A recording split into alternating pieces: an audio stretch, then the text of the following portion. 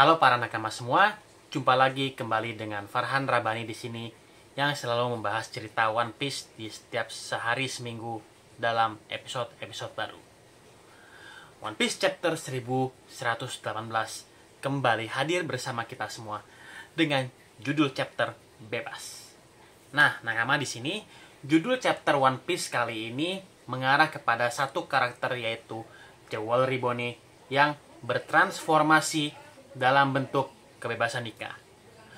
Oke para nakama, tanpa berlama-lama lagi nih, mari kita lanjut membahas bersama-sama. Cerita manga chapter One Piece 118 di sini nakama dimulai dengan cerita gambar Iron Robot yang terhempas ke dalam laut setelah serangan dilancarkan oleh Gorosei Topman Warkuri. Di chapter One Piece sebelumnya nih nakama, kita ditampilkan Iron Robot sedang memikirkan Joy Boy sambil mengatakan, "Di mana kamu Joy Boy? Aku pikir kamu di sini beberapa saat yang lalu." Wow, ini kebangkitan Iron Robot ini nakama nampaknya disebabkan oleh kehadiran dari kekuatan Gear 5 Nika milik Luffy. Itu sebabnya para nakama, robot besi menanyakan di mana Joy Boy. Karena di sini nakama di chapter sebelumnya nih, Luffy diperlihatkan tidak menggunakan bentuk gear kelimanya, yaitu Nika. Yang dari sini nakama, kita dibuat penasaran dengan hubungan apa sih antara Joy Boy dan Iron Robot di masa lalu. Karena ya di sini nakama ya, robot Joy Boy ini dijelaskan, diperlihatkan sangat menantikan kehadiran Joy Boy yang setelah sekian lama dia tidak bertemu. Kemudian cerita chapter masih berlanjut. Nah nakama, di chapter ini kita mengetahui betapa kuatnya serangan Gorosei Topman Warkuri dengan jurus tanduknya yang mampu menghempaskan Iron Robot yang kekuatannya jauh lebih besar dari Oars. Tidak mengherankan para nakama sekalian, Gorosei Topman Warkuri dianggap sebagai Gorosei yang terkuat. Nah, para nakama sekalian dimanapun kalian berada, di saat Iron Robot tenggelam, tiba-tiba di nakama, Denen Mushi spesial yang berada di tubuh robot mulai rusak. Dan siaran Dr. Vegapunk kembali aktif sesaat sebelum siaran mati total. Dari kata-kata Dr. Vegapunk, dia mengatakan namanya adalah ... Dari omongan tersebut nih, kita bisa menyaksikan seluruh dunia New World mulai bereaksi mengenai siaran Dr. Vegapunk yang mulai berakhir. Yang kemudian di sini juga nakama telah diperlihatkan berbagai macam reaksi yang ditampilkan di chapter kali ini. Kemudian di sana di kerajaan Alabasta kita melihat Koza bersama Toto dan warga lainnya sedang berbicara mengenai maksud pesan dari Dr. Vegapunk. Di mana nih nakama? Di sini dijelaskan salah seorang dari warga Alabasta mempertanyakan dosa yang dilakukan oleh Dr. Vegapunk dan nasib yang menimpa Dr. Vegapunk. Lalu nih nakama, di sini juga diperlihatkan warga Alabasta menyalahkan Luffy karena telah menyandra Dr. Vegapunk. Lalu chapter cerita One Piece ini nakama beralih ke Whiskey Peak, yang dimana di sini kita diperlihatkan Mr. Nine dan Miss Monday sedang berinteraksi dengan warga satu sama lain. Yang kemudian salah seorang warga Whiskey Peak bereaksi sambil berkata, tidak peduli dengan dosa apapun yang dia lakukan. Saya tidak dapat membayangkan bahwa pemerintah dunia akan mencoba membunuh orang jenius nomor 1 di dunia. Kemudian nakama di kerajaan Dressrosa, di situ Putri, Rebecca, dan Leo juga membicarakan Monkey D. Luffy dan lainnya. Kemudian cerita adegan ini telah berpindah ke Pulau Egghead, yang dimana adegan ini diperlihatkan Pang York di sini sedang memberitahu Gorosei bahwa Pang Record akan terus berkembang, bahkan setelah kematian Dr. Vegapunk Stella asli. Dan dimana di sini juga nakama dijelaskan bahwa York mengatakan masih terdapat sisa 2 Vegapunk yang hidup. Mereka adalah Lilith dan Atlas. Dari sini nakama, mendengar dari penjelasan York, Gorosei kemudian memutuskan untuk melenyapkan Atlas dan Lilith. Kemudian para nakama sekalian dimanapun kalian berada, adegan cerita One Piece berpindah di timur pantai Egghead, yang di sini nakama telah diperlihatkan Kapten si topi jerami Luffy bersama dua Kapten Elbaf yaitu Dory dan Brogy telah mencapai pantai dan melompat ke kapal Elbaf yang siap bergabung dengan Jewelry Bonney, Sanji dan juga Franky. Di mana di sini nakama diperlihatkan juga pertempuran raksasa Elbaf melawan angkatan laut yang berlangsung sangat sengit, dan salah seorang wakil admiral angkatan laut memerintahkan para bawahannya untuk tidak membiarkan topi jerami lolos. Karena di sini nakama, mereka telah mengerahkan 100 armada kapal perang ke Pulau Egghead. Kemudian para nakama sekalian, di sini kita diperlihatkan Vice Admiral Dole dan Vice Admiral Bluegrass sedang mendekati kapal Elbaf dan bersiap menangkap Jewelry Bonney sambil melihat ancaman mendekat.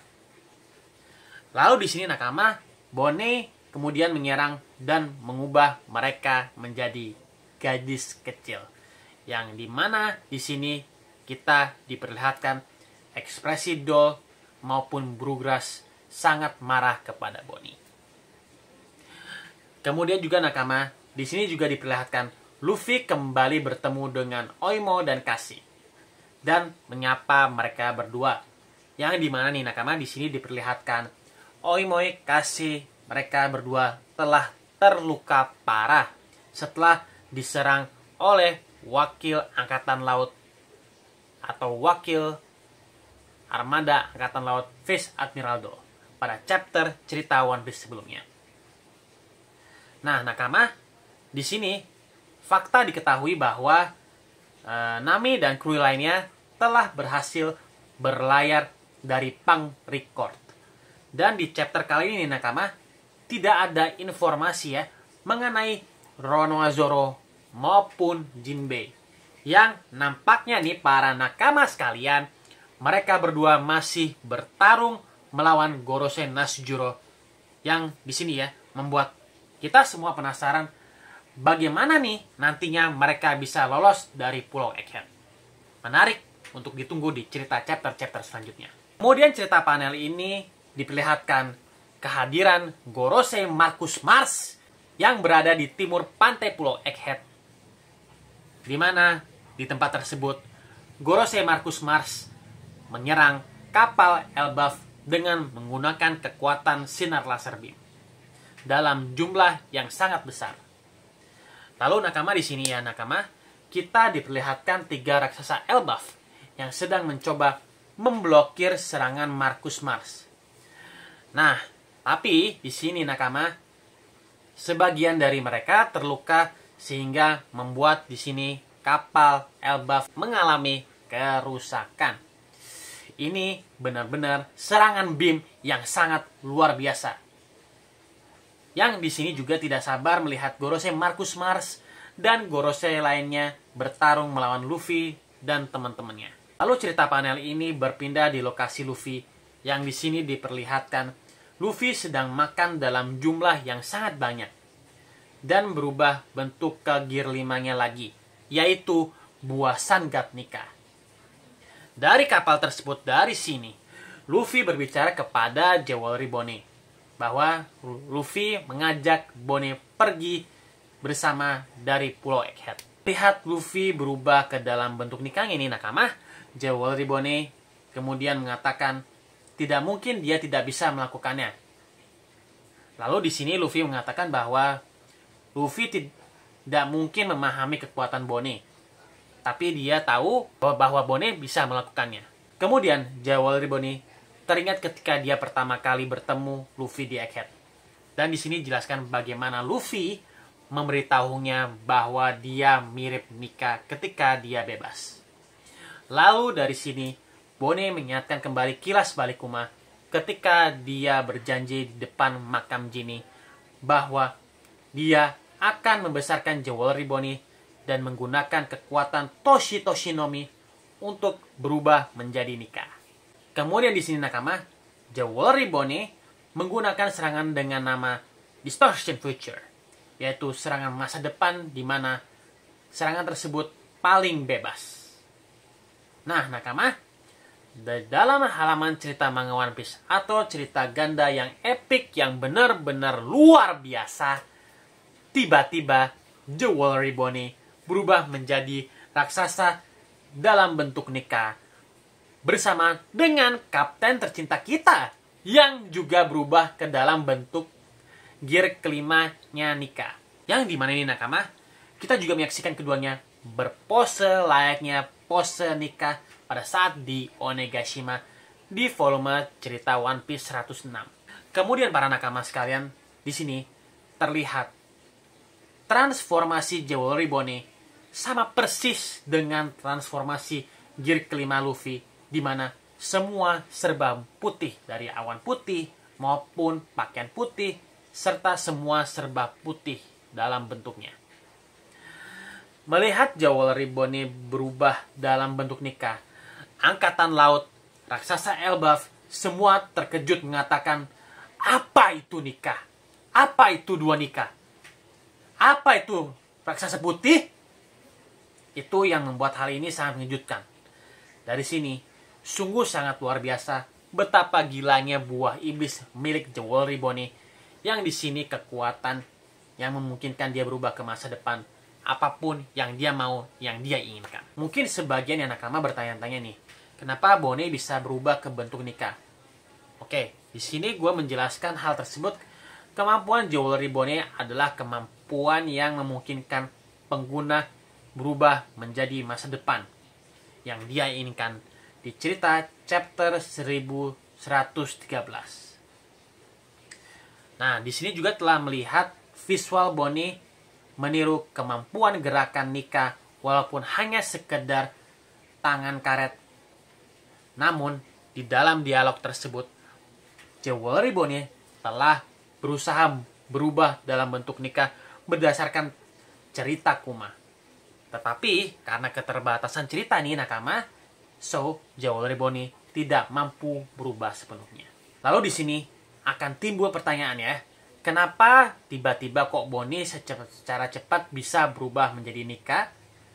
Nah, hal ini bisa dijelaskan, kalian bisa baca di chapter One Piece 1107. Di mana di sini Luffy memang menyuruh Bonnie memperhatikan Luffy bagaimana dia menggunakan kemampuan Nika.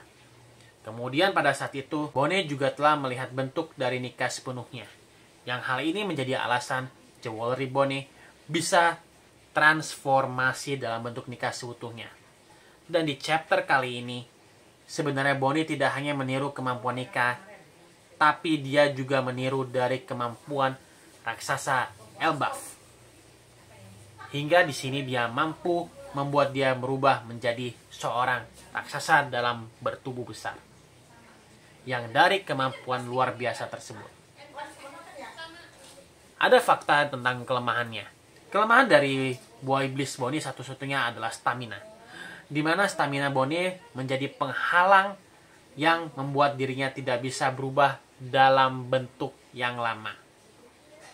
Ya, mungkin hal ini para nakama disebabkan karena usia Bonnie baru belasan tahun. Tapi terlepas itu nakama, kemampuan Bonnie benar-benar luar biasa.